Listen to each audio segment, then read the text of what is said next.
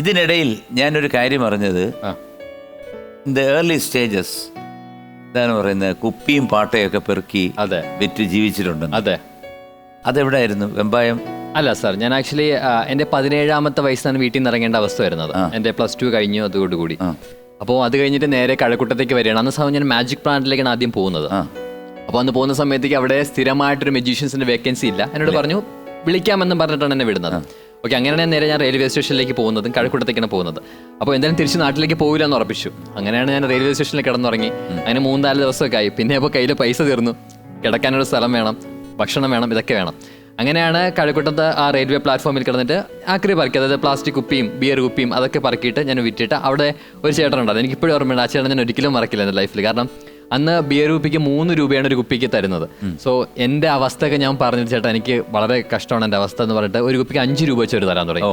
അങ്ങനെ എനിക്ക് അതിൽ നിന്ന് കിട്ടുന്നത് പൈസ ഞാൻ ഏൺ ചെയ്ത്. ബിയർ കുപ്പി എന്ന് പറയുന്നത് ഈ റെയിൽവേ സ്റ്റേഷൻ സൈഡിൽ കിടക്കില്ലേ സാർ? അത് ആക്ച്വലി ഒരു 5 ബിയർ കുപ്പി പടക്കണമെങ്കിൽ ഒരു 1.5 കിലോമീറ്റർ നടക്കണം. വെയിലത്ത് നടന്നാൽ മാത്രമേ കിട്ടത്തുള്ളൂ. പിന്നെ അത് പൊട്ടിപ്പോകത്തില്ലേ? ഇല്ല സാർ, സൈഡിൽ കിടക്കുന്നത് പൊട്ടില്ല. കാരണം ആക്ച്വലി എറിയുന്നതല്ല സാർ, അകത്തുനിന്ന് കുടിക്കുന്നതല്ല, ഈ സൈഡിലൊക്കെ കുടിക്കുന്ന ആൾക്കാരുണ്ടായിരിക്കില്ല. അപ്പൊ അതുകൊണ്ടായിരിക്കും. അപ്പോൾ അതൊക്കെ പറക്കി വെട്ടി പിന്നെ പ്ലാസ്റ്റിക്, ഇരുമ്പ് കമ്പി എല്ലാം പറക്കി വെക്കുമായിരുന്നു. അങ്ങനെയാണ് ഞാൻ അവിടുന്ന് ജീവിതത്തിന് ചൂടറിഞ്ഞത് അവിടെയാണ്. അപ്പൊ അങ്ങനെ ഇതൊക്കെ പെറുക്കി വിറ്റ് ജീവിതം മുമ്പോട്ട് പോയി. സാർ, എന്നിട്ട് അതിനിടയ്ക്ക് എന്നെ സഹായിച്ചൊരു വ്യക്തിയുണ്ട്. അപ്പോഴാണ് എനിക്ക് ആഹാരത്തിനുള്ള പൈസ ഇതിന്ന് കിട്ടും, പക്ഷെ താമസത്തിന് വീണ്ടും നമുക്ക് നല്ലൊരു തുക വേണം. അന്ന് എനിക്ക് തോന്നുന്നു 2500 രൂപ ഇങ്ങനെ വേണം ഹോസ്റ്റൽ ഫീസ്. അപ്പോൾ അതിനുവേണ്ടി ഞാൻ ഒരു പള്ളിയിലച്ഛനായ, എനിക്കിപ്പോൾ ഫാദർ ജെറോം സത്യൻ എന്നാണ് അദ്ദേഹത്തിൻ്റെ പേര്, ഒരു ഫാദറോട് ഞാൻ സംസാരിക്കുന്നു. അദ്ദേഹം പറഞ്ഞിട്ട് നമുക്ക് നോക്കാമെന്ന് പറഞ്ഞാൽ അദ്ദേഹമാണ് എന്നെ പൈസ തന്നിട്ട് ഹോസ്റ്റലിൽ ഞാൻ അഡ്മിഷൻ ആവണം. അദ്ദേഹം ഞാൻ പറഞ്ഞ സാർ കടമായിട്ടാണ് വാങ്ങുന്നത്, ഞാൻ തിരിച്ചു തരാമെന്നെങ്കിൽ. പക്ഷെ ആ പൈസ ഇതുവരെ കൊടുത്തിട്ടില്ല. ഞാൻ ഇന്നൊരു കടക്കാരനായിട്ട് അദ്ദേഹത്തിന് മുന്നിൽ നിൽക്കുന്നു. പക്ഷെ എന്നാലും ഇപ്പോഴും ആ സ്നേഹം എന്നും ഉണ്ടെന്നുള്ളതാണ്. അശ്വിന് എന്ത് ദൈവത്തിലാണ് വിശ്വസിക്കുന്നത്? ഞാൻ മഹാദേവനിലാണ് സാർ ഏറ്റവും അധികം വിശ്വസിക്കുന്നത്. അതെ. എന്തുകൊണ്ടാണ് സാർ? ഞാൻ കഴക്കൂട്ടം മഹാദേവ ക്ഷേത്രമായിട്ടൊരു ബന്ധമുണ്ട് സാർ. എന്താണ്? ആക്ച്വലി ഞാൻ വീട്ടിൽ നിന്ന് ഇറങ്ങിയ, എനിക്കൊരു ബന്ധമുണ്ട്, അത് പിന്നെ പറയാം. ഓക്കെ. ഞാൻ വീട്ടിൽ നിന്ന് ഇറങ്ങിയ സമയത്ത് എൻ്റെ കയ്യിലൊരു മോതിരം ഉണ്ടായിരുന്നു. എൻ്റെ അമ്മൂമ്മ എനിക്ക് കിട്ടുന്ന കുഞ്ഞ് 1 ഗ്രാം അടുപ്പിച്ചുള്ള ഒരു മോതിരം. അപ്പം ഈ അമ്മൂമ്മയുടെ ഓർമ്മയ്ക്കായിട്ടാണ് ഈ മോതിരം എൻ്റെ കയ്യിലിട്ടുന്നത്. ഇത് എന്ത് വന്നാലും വിൽക്കില്ല എന്ന് വെച്ച്. പക്ഷേ ഭക്ഷണത്തിനും വിശപ്പും വന്നപ്പോൾ ഈ മോതിരം ഒന്നും അല്ലെന്ന് എനിക്ക് തോന്നി സാർ. അപ്പോൾ ഞാൻ ഇതിനെ കൊണ്ട് വിറ്റു. എന്നിട്ട് ഈ ഹോസ്റ്റലിൽ ആദ്യത്തെ മാസം ഇദ്ദേഹം പൈസ തന്നു, 2ാമത്തെ മാസത്തിന് വേണ്ടിയാണ് ഞാൻ ഇതുകൊണ്ട് വിൽക്കുന്നത് സാർ. ഇത് വിറ്റതിന് ശേഷമാണ് ഞാൻ എല്ലാം നഷ്ടപ്പെട്ടു സാർ. വീട്ടിൽ നിന്ന് ഇറങ്ങി, മോതിരം പോയി, ഭക്ഷണത്തിനില്ല. എന്നിട്ട് ഞാൻ നേരെ കഴക്കൂട്ടം മഹാദേവ ക്ഷേത്രത്തിലേക്ക് പോവാണ്. സോ അവിടെ പോയിട്ട് ഞാൻ എൻ്റെ ലൈഫിൽ ആദ്യമായിട്ടൊരു അമ്പലത്തിന് മുന്നിൽ നിന്ന് കരയുന്ന അവിടെ വെച്ചാൽ ഞാൻ പറഞ്ഞു, എൻ്റെ ഭഗവാൻ എൻ്റെ എല്ലാം നഷ്ടപ്പെട്ടു. എൻ്റെ അച്ഛൻ, അമ്മ, അമ്മൂമ്മ, എൻ്റെ ഭക്ഷണത്തിൽ എൻ്റെ കയ്യിൽ ഒരു രൂപ എൻ്റെ കയ്യിൽ എടുക്കാനില്ല സാർ. എൻ്റെ എല്ലാം പോയി ഭഗവാനെ, എനിക്ക് നീ മാത്രമേ ഉള്ളൂ എന്ന് പറഞ്ഞിട്ട് കണ്ണൊക്കെ നിറഞ്ഞാൽ ഭയങ്കരമായിട്ട് കരയുന്നുണ്ട്, പൊട്ടിക്കരയുന്നുണ്ട്. എനിക്ക് നല്ല ഓർമ്മയുണ്ട്.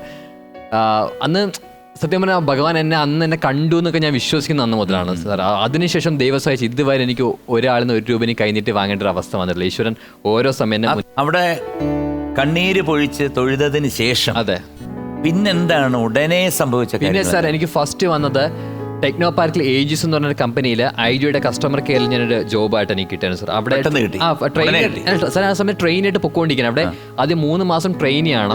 ആ 3 മാസം സാലറി ഇല്ല, 3 മാസം ഫുഡില്ല. ഈ 3 മാസം ട്രെയിനിങ് കഴിഞ്ഞാൽ മാത്രമേ നമുക്ക് ജോലിയാവുള്ളൂ. പക്ഷേ എനിക്ക് ഫസ്റ്റ് തന്നെ ഇത് കഴിഞ്ഞ് ഉടൻ തന്നെ എനിക്ക് ജോബിലേക്ക് 2 മാസമായ സമയത്ത് എനിക്ക് പെട്ടെന്ന് ജോബിലേക്ക് എനിക്ക് പ്രൊമോഷൻ വരുന്നുണ്ട്. അപ്പോൾ എനിക്ക് ജോബായി. അപ്പോൾ ആ മാസം എനിക്ക് ഓക്കെ. പിന്നെ ആ മാസം ഫുഡും കടം വാങ്ങിച്ചാൽ പോലും സാലറി കിട്ടുമ്പോൾ എനിക്ക് തിരിച്ചു കൊടുക്കാമെന്നുള്ള വിശ്വാസമായി. അപ്പോൾ നോക്കിയ സമയത്ത് അത് ഓക്കെ. പിന്നെ അതിനുശേഷം കുറച്ച് അനുഭവിച്ചില്ലെന്നല്ല, പക്ഷെ അതിൽ നിന്നൊക്കെ എനിക്ക് ഒരുപാട് പാഠം പഠിക്കാനും പിന്നെ അതിനുശേഷം 1 മാസം കൂടെ റെസ്റ്റ് എടുത്തിട്ട് വീണ്ടും മാജിക് പ്ലാന്റിലേക്ക് പോകാനൊക്കെ സാധിച്ചു. പിന്നെ 6 വർഷം അവിടെ ആയിരുന്നു. പിന്നെ എൻ്റെ അമ്മയെ കണ്ടുപിടിച്ചു. പിന്നെ ഒരുപാട് ഈ ഒരു ഫ്ലോറിൽ വന്നിരിക്കുന്നെങ്കിൽ തന്നെ അമ്മയെ കണ്ടുപിടിച്ചു.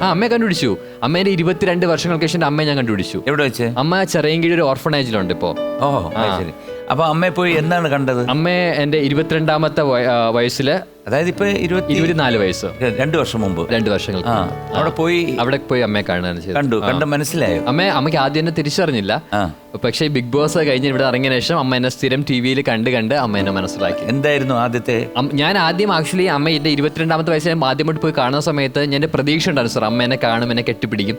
അതിൽ ഏതൊരു മകന്റെയും ഒരു പ്രതീക്ഷ. പക്ഷെ ഞാൻ അവിടേക്ക് ചെല്ലുന്ന സമയത്ത് അമ്മ എന്നെ തിരിച്ചറിഞ്ഞില്ല എന്നുള്ളതാണ്.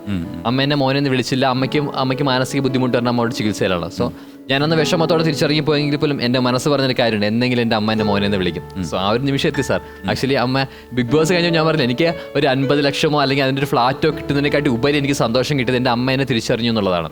സോ അതാണ് എൻ്റെ ലൈഫിൽ എനിക്ക് ഏറ്റവും വലിയ കിട്ടിയ ഏറ്റവും ലക്ഷ്യം. സ്ഥിരമായിട്ട് പോകാറുണ്ടോ? ഇല്ല സാർ, ഇടയ്ക്ക്. കാരണം സ്ഥിരമായിട്ട് പോയി കഴിഞ്ഞാൽ അമ്മയ്ക്ക് കൂടുതൽ അറ്റാച്ച്മെന്റ് എന്നിലേക്ക് വരുന്നുണ്ട്. സോ അങ്ങനെ വന്നു കഴിഞ്ഞാൽ എനിക്കിപ്പം പെട്ടെന്ന് കൊണ്ടുവരുത്താനൊരു വീട് അതൊക്കെ ബുദ്ധിമുട്ടാവും. അതുകൊണ്ട് ഞാനിപ്പോൾ വല്ലപ്പോഴും വിളിക്കും, വീക്കിലി 1 or 2 ടൈം വിളിക്കും, പിന്നെ സംസാരിക്കും കുറച്ച് ഹാപ്പിയാണ്. അമ്മ ഹാപ്പിയാണ് ഇപ്പം. ആക്ച്വലി ഞാനുണ്ട് എന്നുള്ള ഒരു ഇതുണ്ട് അമ്മയ്ക്ക്. അതില് ഞാൻ ഹാപ്പിയാണ്, അമ്മ ഹാപ്പിയാണ്. സ്കൂളിലെ പരാതിപ്പെട്ടിയിൽ അതെ എന്താണ് എഴുതിയിട്ടൊരു കത്ത്? സാർ അത് +1 പഠിക്കുന്ന സമയത്താണ്. സ്കൂളിലെ ഒരു പരാതിപ്പെട്ടി നമ്മുടെ എല്ലാ സ്കൂളിലും കാണുന്നൊരു സാധാരണ നമ്മളെ വേസ്റ്റ് ബോക്സ് പോലെ കാണുന്ന ഒരു സാധാരണ പരാതിപ്പെട്ടി, കംപ്ലൈന്റ് ബോക്സ്. പക്ഷേ ഈ ആരും ശ്രദ്ധിക്കില്ല. പക്ഷേ ഈ കംപ്ലൈന്റ് ബോക്സിന്റെ ലൈഫിനെ മാറ്റിമറിച്ചിട്ടുണ്ട്. സോ +1 പഠിക്കുന്ന സമയത്ത് ആദ്യമായിട്ട് സ്കൂളിലേക്ക് അഡ്മിഷൻ ആവാനായിട്ട് 2000 രൂപയുടെ ആവശ്യം ഉണ്ടായിരുന്നു. 2000 രൂപ അന്ന് ഇല്ലാത്തതുകൊണ്ട് എൻ്റെ അമ്മൂമ്മ എന്നോട് പറഞ്ഞത് പഠിത്തം നിർത്താൻ എന്നോട് പറഞ്ഞു. അന്ന് ഞാൻ ഒരുപാട് കരഞ്ഞെങ്കിൽ പോലും പക്ഷേ അമ്മൂമ്മ എൻ്റെ കരച്ചിൽ കണ്ടിട്ട് തൊട്ടടുത്ത വീട്ടിൽ നിന്ന് 2000 രൂപ കടം വാങ്ങിച്ചുകൊണ്ടിട്ടാണ് എന്നെ അഡ്മിഷൻ ആവുന്നത് സ്കൂളിൽ. അങ്ങനെ അഡ്മിഷൻ ആയ സമയത്ത് ആദ്യത്തെ 1 വീക്ക് കളർ ഡ്രസ്സ് ഇടാൻ സാധിക്കും. അത് കഴിഞ്ഞൊരു യൂണിഫോം വേണം സ്കൂളിൽ. അപ്പോൾ യൂണിഫോം വാങ്ങിച്ച് തയ്ക്കാൻ കൊടുത്തു. പക്ഷേ 350 രൂപയാണ് തയ്ക്കൂലി വാങ്ങിയിട്ട്. അന്ന് അമ്മൂമ്മക്ക് ജോലിയില്ല, ആകെ ബുദ്ധിമുട്ടിലാണ്. 2000 രൂപ കടം കൊടുക്കണം, തിരിച്ചു കൊടുക്കണം. അപ്പോൾ ഈ 350 രൂപ ഇല്ലാത്തതുകൊണ്ട് എനിക്ക് യൂണിഫോം വാങ്ങാൻ സാധിക്കില്ല. സോ ഞാൻ ആകെ വിഷം. കാരണം ടീച്ചേഴ്സ് സ്കൂളിൽ നിന്ന് പറയണം നാളെ മുതൽ എല്ലാവരും യൂണിഫോം ഇടണം സ്കൂളിലെന്ന് പറഞ്ഞു. ആകെ വിഷമത്തിലാണ്, എന്ത് ചെയ്യണമെന്ന് അറിയില്ല. എനിക്ക് അന്ന് ഇതുപോലെ എൻ്റെ വിഷമങ്ങൾ തുറന്ന് പറയുന്നത് എനിക്ക് ഭയങ്കര മടിയായിരുന്നു സാർ, ഒരാളോട് പറയുക.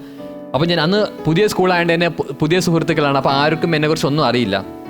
സോ ഞാൻ ചെയ്തത്, അപ്പോൾ എൻ്റെ ഒരു പൊട്ടബുദ്ധി തോന്നിയാണ് സാർ. ഞാൻ എൻ്റെ സ്കൂളിൽ എൻ്റെ ഒരു പേപ്പർ എടുത്ത് എഴുതിയാണ്, ടീച്ചർ എന്നെ സഹായിക്കണം, എനിക്ക് യൂണിഫോം വാങ്ങാൻ പൈസയില്ല, എന്നെ സഹായിക്കണം എന്ന് പറഞ്ഞിട്ട് ഒരു പേപ്പർ, എൻ്റെ പേര് പോലും എഴുതാതെ ഞാൻ പേപ്പർ ഫോൾഡ് ചെയ്ത് ഞാൻ സ്കൂളിലെ പരാതിപ്പെട്ടിക്കാൻ തൊട്ടെടുത്തു. തൊട്ടടുത്ത ദിവസം ശ്രീജ എന്ന് പറഞ്ഞ ടീച്ചർ ഈ ബോക്സ്, അവർ എല്ലാ ദിവസവും ബോക്സ് ഓപ്പൺ ചെയ്യും കേട്ടോ സ്കൂളിൽ. അതാണ് ഏറ്റവും വലിയ സ്പെഷ്യാലിറ്റി. ഇവിടെ പോലെ എല്ലാ സ്കൂളിലും ഓപ്പൺ ചെയ്യാറ്, ഇവിടെ ഓപ്പൺ ചെയ്യും, എല്ലാ ദിവസവും ഓപ്പൺ ചെയ്ത് നോക്കും. അങ്ങനെ ഓപ്പൺ ചെയ്തിട്ട് ശ്രീജ എന്നാണ് ടീച്ചറിൻ്റെ പേര്. ടീച്ചർ ആ പേപ്പർ എടുത്തതിന് ശേഷം ടീച്ചർ അത് വായിച്ചതിന് ശേഷം നേരെ ക്ലാസ്സിലേക്ക് വന്നിട്ട് ഈ പേപ്പർ നിവർത്തി കാണിച്ച് ടീച്ചർ ഇങ്ങനെയാണ് ചോദിച്ചത്, ഇതിനകത്ത് എഴുതിയതായിരുന്നു ചോദിച്ചു. അപ്പോൾ ഞാൻ എണീറ്റില്ല ആരും മുന്നേ, കാരണം എൻ്റെ ലൈഫ് സ്റ്റോറി അവിടെ വൈറലാവും. അതുകൊണ്ട് ഞാൻ എണീറ്റ്, എൻ്റെ ദാരിദ്ര്യം മറ്റുള്ളതെല്ലാം സാധാരണ നല്ല കുട്ടികളാണ്, അതുകൊണ്ട്. അപ്പോൾ ഞാൻ എണീറ്റില്ല. അപ്പോൾ ടീച്ചർ പറഞ്ഞെങ്ങനെയാണ്, ഇതിനകത്ത് എഴുതിയ ആളുടെ കൈയക്ഷരം എനിക്ക് ഒരുപാട് ഇഷ്ടപ്പെട്ടു, എനിക്കൊരു മാഗസിൻ ചെയ്യാനാണ്, എനിക്ക് ഈ കുട്ടി എന്നെ പേഴ്സണലി വന്ന് കാണണമെന്ന് പറഞ്ഞു. അപ്പോൾ ഞാൻ പറഞ്ഞു, അപ്പോൾ ഞാൻ ശരി, എൻ്റെ മനസ്സിൽ ലഡ്ഡു പൊട്ടി സാർ, അപ്പോൾ ആക്ച്വലി ഒന്ന് പോയി കാണാം. ടീച്ചർ അതിനുള്ള കണ്ടന്റ് ഉറക്കെ വായിച്ചിട്ടൊന്നുമില്ല. ഞാൻ ടീച്ചറിനെ പേഴ്സണലി പോയി കണ്ടു, ടീച്ചർ ഞാനാണ് ഇത് എഴുതിയെന്ന് പറഞ്ഞു. അപ്പോൾ ടീച്ചറിൻ്റെ കണ്ണൊക്കെ നിറഞ്ഞു. ടീച്ചർ വെച്ചാൽ മോനെ എന്തുകൊണ്ട് എന്നോട് പറയാത്ത? ഞാൻ ടീച്ചർ നേരിട്ട് പറയാനുള്ള ഒരു മടി കൊണ്ടാണെന്ന് പറഞ്ഞു. ടീച്ചർ പേഴ്സ് പറഞ്ഞ് 350 രൂപ എടുത്തു തന്നു. അതുകൊണ്ടാണ് ഞാൻ യൂണിഫോം വാങ്ങുന്നത്, സ്കൂളിലേക്ക് വരുന്നത്.